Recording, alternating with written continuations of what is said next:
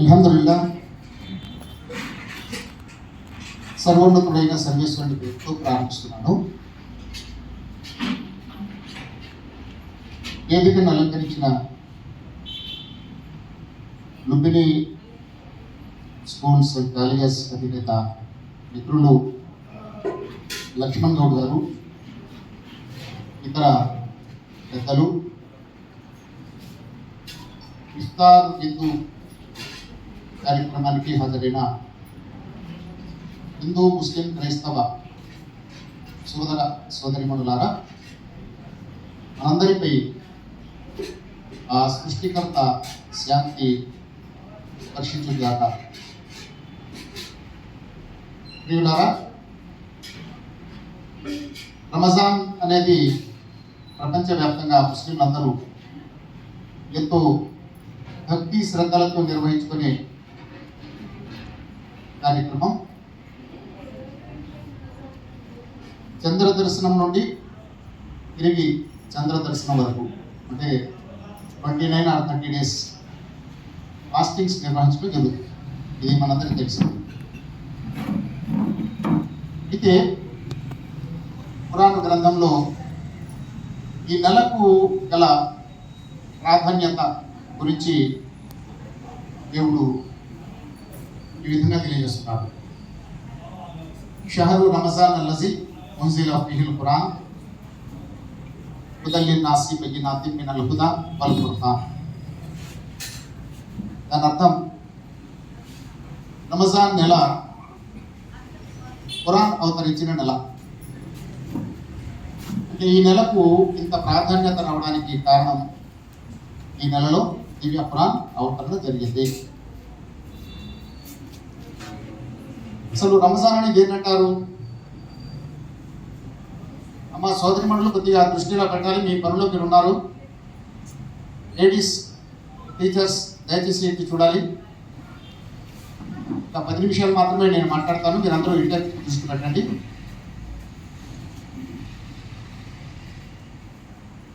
నేనేమంటున్నాను, రమజాన్ అనేది అరబీ పదం.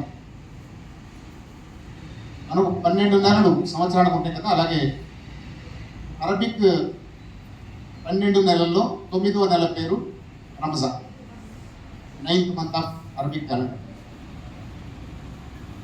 ఈ మంత్కి ఇంత ప్రాధాన్యత ఎందుకు వచ్చిందంటే, ఈ మంత్లో ఖురాన్ గ్రంథం అవతరించింది.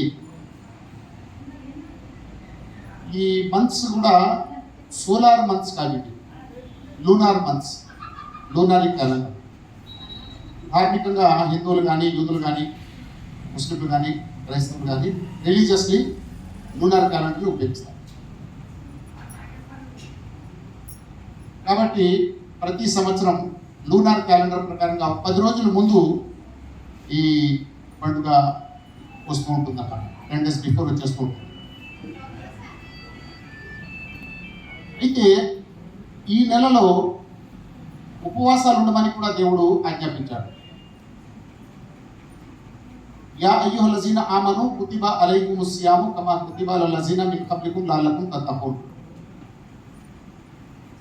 విశ్వసించిన ప్రజలారా, అంటే దేవుణ్ణి నమ్మినటువంటి, ప్రవక్త ముహమ్మదును నమ్మినటువంటి ఓ ముస్లింలారా, మీపై ఉపవాస వ్రతాన్ని తప్పనిసరి చేయడం జరిగింది అన్నాడు.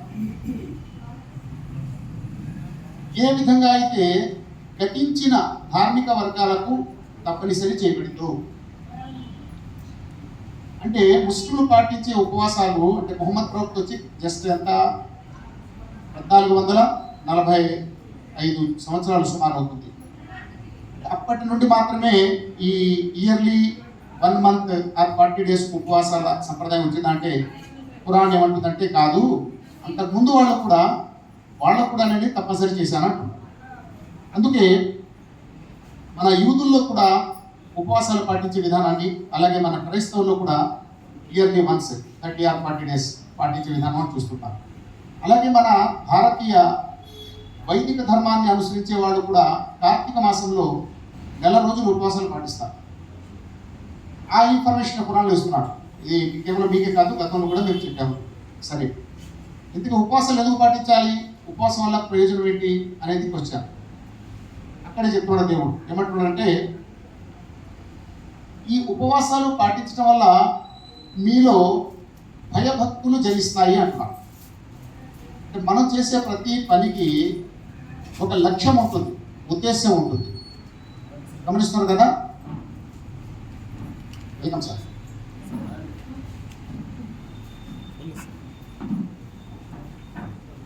కనుక మీరు ఏ పని చేసినా కూడా దాని ఉద్దేశాన్ని గమనించాలి. ఈరోజు అత్యధిక శాతం ధార్మిక కార్యక్రమాలు ఉద్దేశరహితంగా జరుగుతున్నాయి.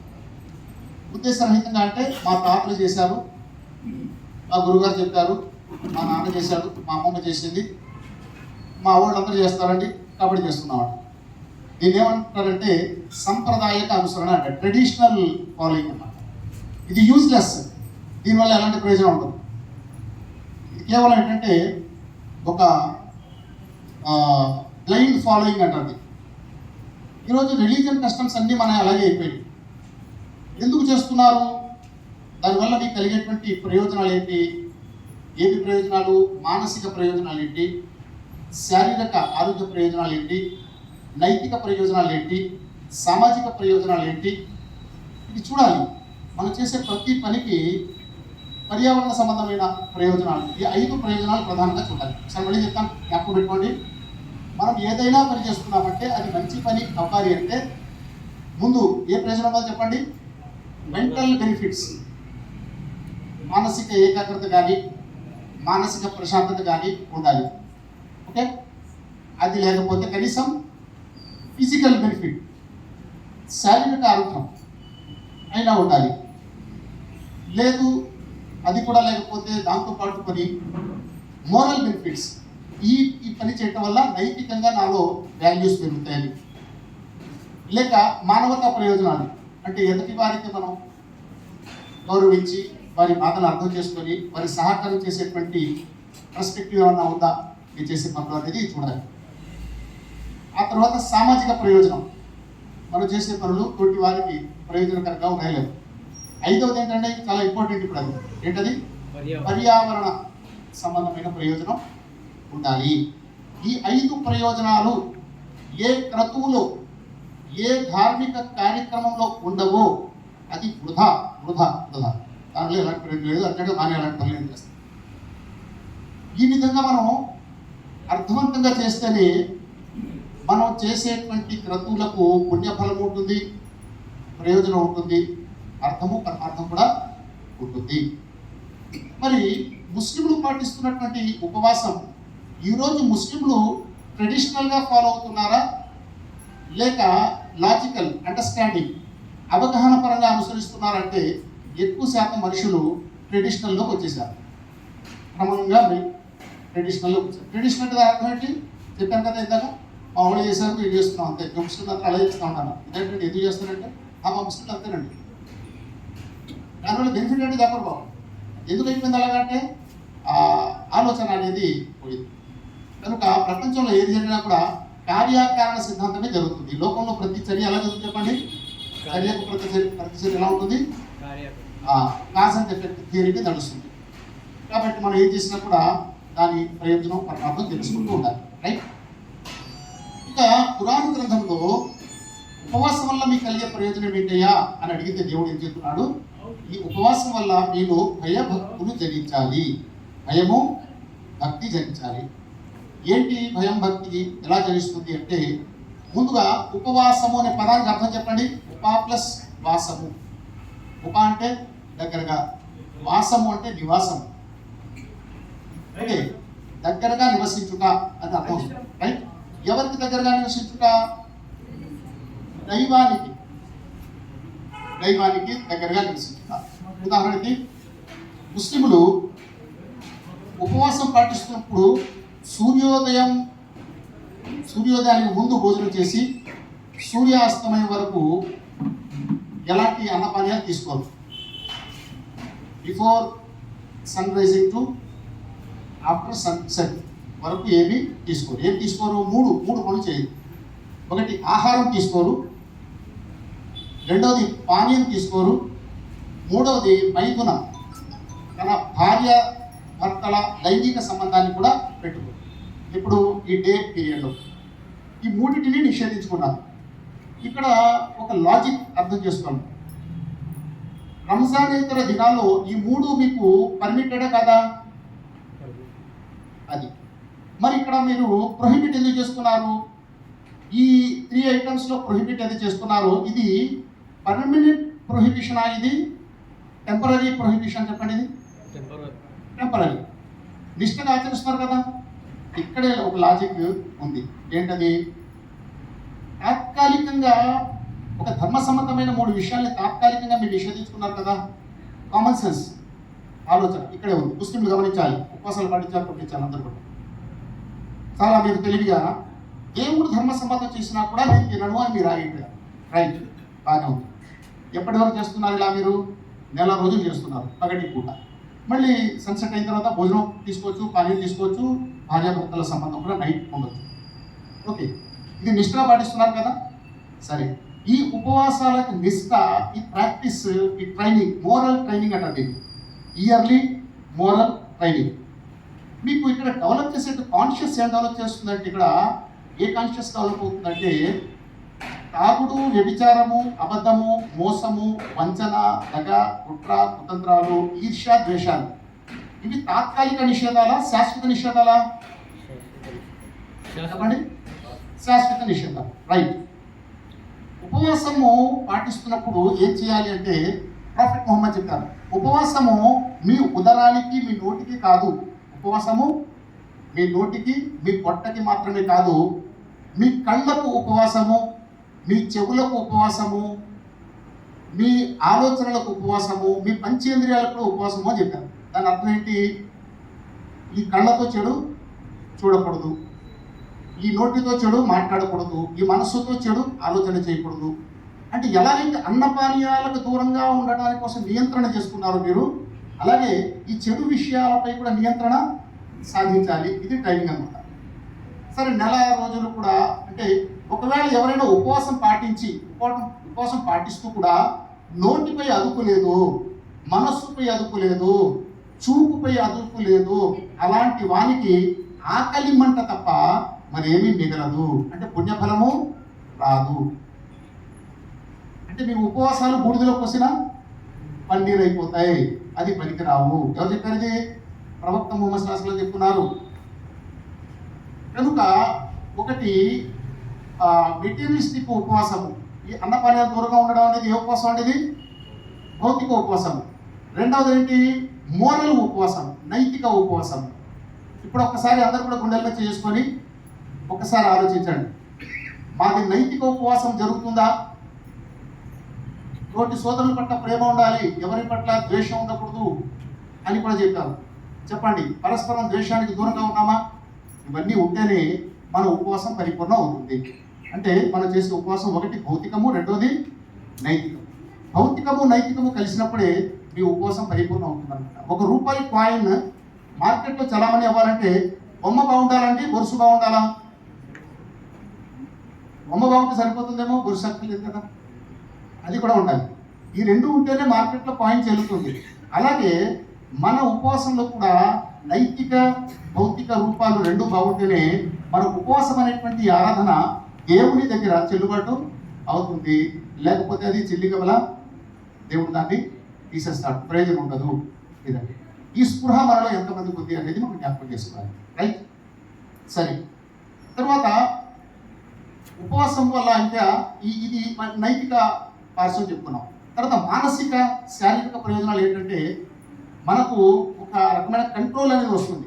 ఒక వ్యక్తి 3 పూటలు భోజనం చేస్తున్నాడు, ఎప్పటికీ దాహం అంటే తెలియదు, ఆకలి అంటే తెలియదు. బయట ఎవరో వచ్చి, అయ్యా నేను ఆకలితో ఉన్నాను, నాకు అన్నం పెట్టండి, దాహంతో ఉన్నావు నీరు ఇవ్వండి అంటే, అసలు ఆకలి అంటేనే నాకు తెలియదు, దాహం అంటేనే తెలియదు. అటువంటిప్పుడు నేను ఎవరికైనా సహకారం చేయగలనా? కాబట్టి ఎంత కోటీశ్వరుడైనా, ఎంత లక్షాధికారైనా, రోజు 30 పూటలు తినేవాడైనా సరే ఖచ్చితంగా ఉపవాసాలు ఏం చేస్తాడు? వస్తుంటాడు, మంచిగా తీసుకోడు. కాబట్టి ఆకలి బాధ ఏంటో, దాహం అంటే ఏంటో మనకు తెలుస్తుంది. కాబట్టి హ్యూమన్ ఒక అటెండెన్సీ, హ్యుమానిటీ అనేది అతనిలో వస్తుంది. ఎదుటి వాళ్ళకి సహాయం చేయాలి. అలాగే మరొక పార్శ్వం ఉంది రంజాన్ నెల. అదేంటంటే ప్రవక్త ముహమ్మద్ సల్లల్లాహు అలైహి వసల్లం ఆయన విపరీతంగా దాన ధర్మాలు చేసేవారు. ఈ నెలలో అంటే ఎప్పుడు దాన ధర్మాలు చేసేవారు, ఈ నెలలో చాలా అధికంగా దాన ధర్మాలు చేసేవారు. ఇది దీని అందు గురించి అంటారు రంజాన్ చివరిలో చేసే పండుగ ఏంటంటే పేరు చెప్పండి, ఎవరైనా ముస్లింలు ఎవరు చెప్పండి అమ్మా. क्या ईद होते हो या क्या ईद है वो? सेना की ईद, ईद उल फितर। हाँ, सेना का ईद बोले थे ना, सेना का ईद नहीं है, ईद उल फितर है. ఈద్ ఉల్ ఫిత్ర్ అంటే ఏంటి? దానాల పండుగ. చూడండి, మీరు ఏం చేసి ఆనందపడాలి అంటే స్వీట్ సేమియా తయారు చేసుకొని మీకు మీరు తినేసి ఆనందపడేదా? మీరు బిర్యానీ వండుకొని మీకు మీరు బిర్యానీ తినేసి ఆనందపడేదా? దానం చేసి ఆనందపడేదా? ఏం పండుగ ఇది? దానాల పండుగ. చూడండి, కాబట్టి ఇక్కడ దానాలు మనం కూడా చేయాలి. అలా చేస్తేనే దీని యొక్క పరమార్థం ఉంటుంది.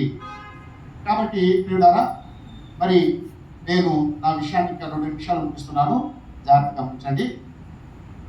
ఇక ఖురాన్ గ్రంథము ముస్లింలకు ఇచ్చేటువంటి సందేశం అంటే విశ్వమానవ సంబంధం గురించి ఖురాన్ ఏం చెప్తుందన్న విషయానికి వస్తే, ఖురాన్ ఏమంటుంది, ఈ ఖురాన్ ఒకటే దైవ గ్రంథం కాదు, దీనికి పూర్వం చాలా దైవ గ్రంథాలు వచ్చాయి, వాటిని కూడా మీరు విశ్వసించాలి అని కండిషన్ ఉంటున్నాం. అంటే నేను ఒక ముస్లిం, నేను ఖురాన్ విశ్వసిస్తానండి, బైబిల్ విశ్వసించను. తోరా గ్రంథాన్ని, ఇంజీలు గ్రంథాన్ని, ఇంజీల్ అంటే యేసు మీద అవతరించినటువంటి సువార్త, తోరా అంటే మోషే మీద అవతరించిన గ్రంథం, ఇంకా చాలా గ్రంథాలు ఉన్నాయి. అలాగే భారతదేశంలో అవతరించిన గ్రంథాలు కూడా ఉన్నాయి, వేదాలు, ఉపనిషత్తులు, భగవద్గీత, ఇవి కూడా దైవ గ్రంథాలు. ఇవి కూడా అంటే నేను అనుసరించేది ఖురాన్ అఫ్కోర్స్, కానీ వాటిని కూడా నేను ఏం చేయాలి? రెస్పెక్ట్ ఇవ్వాలి, గౌరవించాలి. ఇది నా బాధ్యత. వీటిలో ఏ ఒక్కదాన్ని కూడా కాదు అంటే నేను ఖురాన్ని కాదనంటే, అంటే ఇది ఎలా ఏమవుతుంది? దీనివల్ల ఒక అదర్ రిలీజియన్ గ్రూప్స్తో ఒక పాజిటివ్ రిలేషన్ని ఎస్టాబ్లిష్ చేయడం జరుగుతుంది. అలాగే ప్రాఫిట్ మొహమ్మద్, ఆయన నేను అనుసరిస్తున్నాను, ఆయన ప్రవక్త. ఆయన మాత్రమే ప్రవక్త కాదు, ఆయనకంటే ముందు చాలామంది ఋషులు, మహనీయులు వచ్చారు. వాళ్ళందరినీ కూడా నమ్మాలి. మోషేని నమ్ముతారు, అబ్రహాం, ఇసాక్, యాకోబుని నమ్ముతారు. అలాగే యేసుని క్రీస్తుగా ముస్లింలు నమ్ముతారు. అలాగే భారతదేశంలో వచ్చిన మహనీయులు చాలామంది ఉన్నారు, వాళ్ళని కూడా నమ్ముతారు. రెస్పెక్ట్ ఇవ్వాలి. అనుసరణ చేయకపోవడం అనేది వ్యక్తిగతం, ఎవరికి ఇష్టం ఉన్నారో వాళ్ళు అనుసరించుకుంటారు. బట్ రెస్పెక్ట్ అనేది మాత్రం ఇవ్వాలి. అంటే ఇక్కడ దీన్ని ఒక చిన్న నినాదంగా చెప్పవచ్చు, స్వమత అనుసరణ. చెప్పండి, స్వమత అనుసరణ, సర్వమత ఆదరణ. స్వమత అనుసరణ, సర్వమత ఆదరణ, రెస్పెక్ట్ ఇవ్వాలి. ఇది మనకు ఖురాన్ గ్రంథం ద్వారా చెప్పడం జరుగుతుంది అన్నమాట. ఇలాంటి ఇత్యాది అంశాలు ఉన్నాయి. ఇక చివరిగా ఈరోజు ఇఫ్తార్ పార్టీ అరేంజ్ చేసింది ఎవరండి? హోస్ట్ ఎవరు? మిత్రులు, మా సోదరులు, మా బావగారు లక్ష్మణ్ గౌడ్ గారు. వారికి మనందరూ కూడా చప్పట్లు కొట్టి అభినందన తెలియజేయాలి. ఇది చూడండి, ఇది మన భారతదేశానికి మాత్రమే ఇది పరిమితం. ఈ ప్రత్యేకత ఉపవాసాలు పాటిస్తుంది ఎవరు? ముస్లిం. ఆతిథ్యం ఇచ్చింది ఎవరు? మా హిందూ సోదరుడు. ఇవన్నీ కూడా ఐడెంటిఫికేషన్. ఇందులో మా గౌరవ క్రైస్తవ సోదరులు సుందర్పాల్ గారు, వారు వచ్చి చక్కగా మనతో మన ఈ కార్యక్రమం పాలు పంచుకోవటం, ఇది భారతదేశానికి ఉన్నటువంటి ప్రత్యేకత, అసలైన భారతీయత ఇది. ఇండియా 2 భాగాలుగా మనం చెప్పుకోవచ్చు. ఒకటి పొలిటికల్ ఇండియా, రెండవది సివిల్ ఇండియా. ఏం ఇండియా అండి? పొలిటికల్ ఇండియా ఒకటి, రెండవది ఏంటి? Civil India. రియల్ ఇండియా ఏంటి చెప్పండి? Civil India, real India. Political India అనేది ఏంటది? అందులో వంచన, మోసము, దగ, కుట్రలు, కుతంత్రాలు, వేరుపట్టువాదం, కులతత్వం, మతతత్వం, అన్ని దరిద్రాలన్నీ కూడా అందులో చోటు చేసుకున్నాయి. ఇప్పుడు మన భారతదేశానికి సమస్య ఏంటి చెప్పండి? సివిల్ ఇండియా వల్ల సమస్య, పొలిటికల్ ఇండియా వల్ల సమస్య. పొలిటికల్ గ్రూప్, పాలిటిక్స్ వల్ల మనకు చాలా ఇబ్బంది అవుతుంది. అది రియల్ ఇండియా కాదు. This is the real India. ఇక్కడ మనం అందరం ఒకే పంక్తిలో కూర్చున్నాం, చక్కగా మనం మాట్లాడుకుంటున్నాం, చక్కగా మనం భోజనాలు చేస్తున్నాం, ఆతిథ్యం ఇచ్చుకుంటున్నాం. ఇది రియల్ ఇండియా. మన భారతదేశం పట్ల ఏ కాస్త ప్రేమ ఉన్నా, మన భరతమాతని మనం నిజంగా ప్రేమిస్తే, మనం కుల మతాలకు అతీతంగా అందరం కూడా పరస్పరం ఒకరి సుఖ సంతోషాల్లో ఒకరు, సుఖ సంతోషాల్లో పిలిస్తే వెళ్ళాలి, దుఃఖాల్లో మాత్రం పిలవకుండా కూడా వెళ్ళాలి. ఇది సామాజిక సంస్కారం. దాన్ని అనుసరించి సార్ ఈరోజు మాకు ఆతిథ్యం ఇచ్చారు. కాబట్టి వారికి ప్రత్యేకంగా నేను వారి ఆయురారోగ్యాల గురించి నేను ప్రార్థిస్తున్నాను. మీరందరూ తదాస్తు లేక ఆమె చెప్పండి. సర్వ సృష్టికర్తైన దేవ, సర్వోన్నతుడ, మహోన్నతుడు, పరమ తండ్రి, మా మిత్రులు గౌరవనీయులు లక్ష్మణ్ గౌడ్ గారు తన స్కూల్ ప్రాంగణంలో మమ్మల్ని అందరినీ ఆహ్వానించి ఆతిథ్యం ఇస్తున్నారు. కాబట్టి వారికి అన్ని విధాల ఆశీర్వదించి అనుగ్రహించాలని ప్రార్థిస్తున్నాం. అలాగే దేవా తండ్రి, వారి సంతానాన్ని, వారి తరతరాన్ని కూడా ఆశీర్వదించాలని నేను ప్రార్థిస్తున్నాను. అలాగే వారి పిలుపు మేరకు ఇక్కడ వచ్చినటువంటి హిందూ, ముస్లిం, క్రైస్తవులు, సోదరులు, సోదరిమణులు, పెద్దలు, చిన్నలు అందరినీ ఆశీర్వదించి అనుగ్రహించి మా అందరి మధ్య కులాలకి, మతాలకి అతీతంగా మానవతా సంబంధంగా, మానవత ప్రాతిపదికన మా అందరి మధ్య ఏకీకరణ చేసి పరస్పరం అనురాగాన్ని, ప్రేమని పెంపొందించి శాంతిని మా అందరిపై కురిపించి ఒకరి పట్ల ఒకరు త్యాగశీలత, ప్రేమ కలిగి ఉండేటువంటి సద్బుద్ధిని ప్రసాదించు. అలాగే దేవా, మన భారతదేశంలో ఉన్నటువంటి రాజకీయ పరిస్థితులు, మరి దేశంలో అనేకమైనటువంటి విపరిణామాలు ఏవైతే ఏర్పడుతున్నాయో వాటన్నిటిని తొలగించి మా రాజకీయ నాయకులు కూడా ఉత్తమ సద్బుద్ధిని ప్రసాదించి ఒక ఉత్తమ నాయకులుగా వారిని కూడా తీర్చిదిద్దు. అలాగే మా ఈ దేశాన్ని ప్రపంచానికి ఒక ఆదర్శవంతమైన నైతిక విలువలకు చిరునామాగా మన దేశాన్ని మార్చి మా దేశాన్ని, భారతదేశాన్ని ప్రపంచానికి ఒక విశ్వగురువుగా మరి పరిణితి చెందేటువంటి భాగ్యం ప్రసాదించాలని కోరుకుంటూ నా ఈ ప్రసంగాన్ని ముగిస్తున్నాను. తదాస్తు. జై హింద్.